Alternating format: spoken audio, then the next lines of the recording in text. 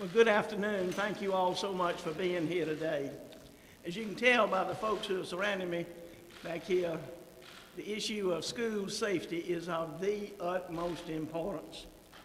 Ensuring that our students can focus on their studies rather than having to wonder whether or not they're going to be safe in school is a bipartisan issue.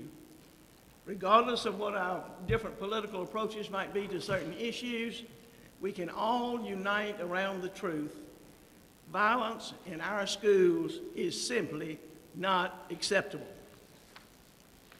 As a former teacher, I certainly know some of the trials and difficulties and challenges that students and teachers alike have every day.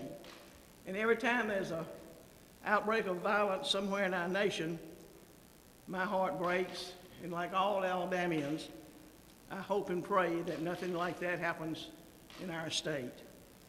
But we must be prepared if it does happen and do everything we can to prevent it from happening.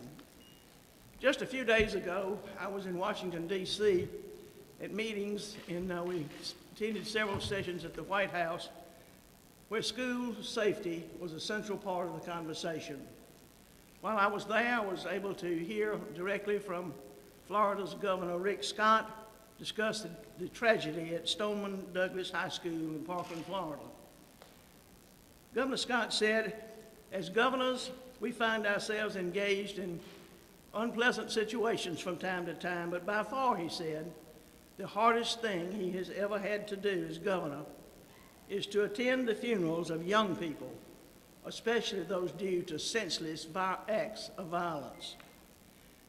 Governor Scott's remarks are sobering and a constant reminder of the moments we now face and find ourselves in. Shortly after the attack in Parkland, I made it clear that we must resist the temptation to come up with knee-jerk reactions. And over the past several days, my staff and I have spent significant time meeting with legislators, educators, school officials, law enforcement, and others. My goal was to come up with an approach that is well thought out, measured, appropriate, and workable. Our state, in large part thanks to the legislature and the Department of Education, has already worked very hard over the last few years to make Alabama a leader in the nation in school safety through proactive and preventative methods. To continue that progress, I am announcing today a four-pronged approach to school safety known as Smart on Safety Initiative. This initiative will build on the foundation that has already been set and allow all available state resources to be focused on efforts that will keep our children safe.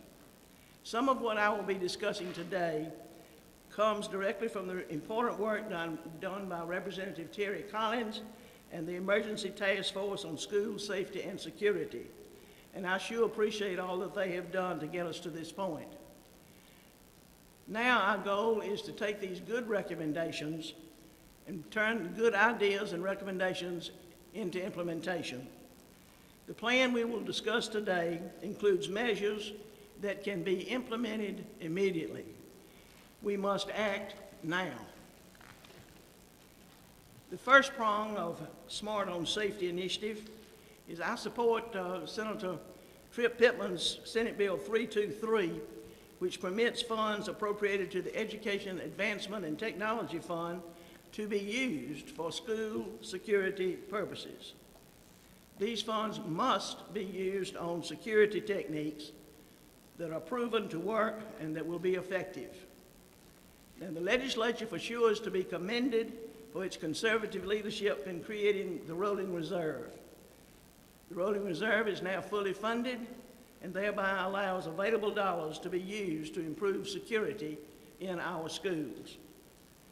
I'm also in favor of providing the proper training to ensure that all schools are optimally participating in the virtual Alabama system. This system will allow first responders to maintain and access information on the physical layout of the school buildings and other information about the school. Second, We will enable our schools to better identify and respond to potential threats which may emanate from a student in the school. Parents, teachers, and administrators know our students better than anyone else, and they are in the best position to identify potential problems and to address them. See something, say something. In Parkland, we know that that young man, that student, was seen walking across the campus with something long in his arms that appeared to be a gun. Somebody saw that. So if you see something, say something. Schools will be required to develop a plan to identify students at risk for committing violence to themselves or to others. And schools will measure student engagement to prevent kids from falling through the cracks. This plan will bring together education, law enforcement, and mental health professionals to identify these potentially at-risk students. And third, through emergency operation plans, schools can prepare to respond to a crisis before it begins. To ensure that every school is prepared for a possible threat of violence, I'm asking the Alabama Department of Education to standardize emergency operations plans and to require all schools to properly train both students and personnel on how to respond in an emergency situation. How a school responds in a crisis situation shouldn't just be in writing. It should become part of the school's regular routine operations. My administration will work with the Department of Education, with the Attorney General's Office, the Alabama Association of School Resource Officials, and the Alabama Peace Officers Standards and Training Commission to develop collaborative training for law enforcement officials and school personnel. And fourth, today I'm signing an executive order establishing the Governor's Securing Alabama Facilities on Education Council, or we call it SAFE, S-A-F-E Council. This group will be composed of the Secretary of the Alabama Law Enforcement Agency, the Secretary of Office Information Technology, Commissioner of Mental Health, and the State Superintendent of Education.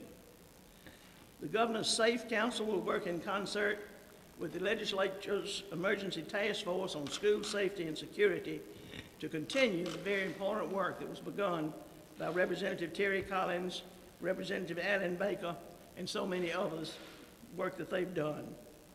I'm also directing that the SAFE Council report back to me by April the 30th as to what steps what agencies can take immediately using the personnel and resources they already have to take this framework and move it along into implementation. The SAFE Council is charged with not only considering what executive actions can be taken to protect our schools, but also to consider all proposals on their individual merits.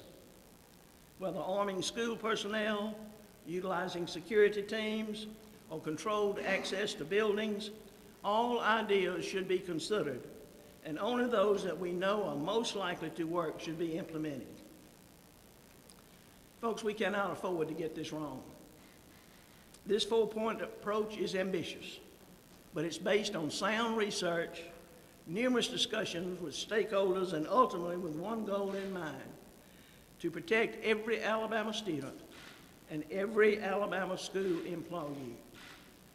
We must ensure that the ideas and solutions already submitted and researched are now implemented and just don't sit on the shelf.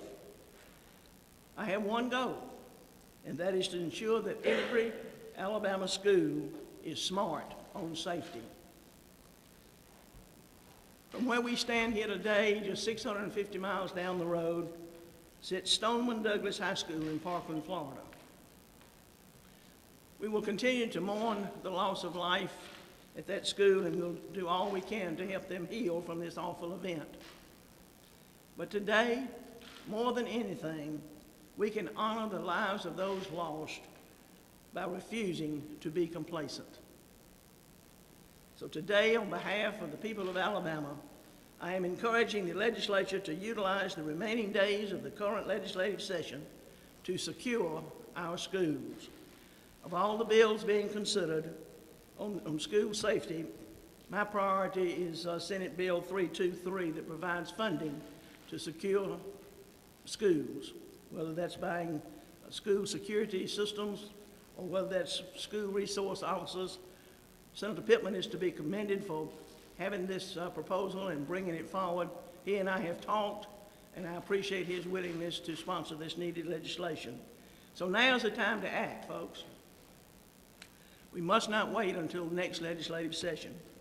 We already have proven ideas and recommendations and solutions. Now's the time to put them in action and not resort to knee-jerk actions.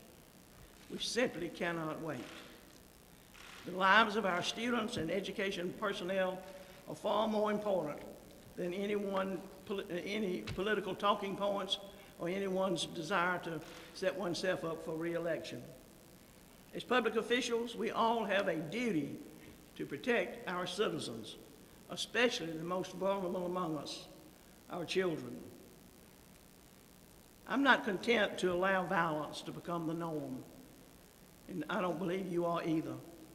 We'll fix this problem, and we'll begin doing it now before a tragedy occurs in our state that we love and call home.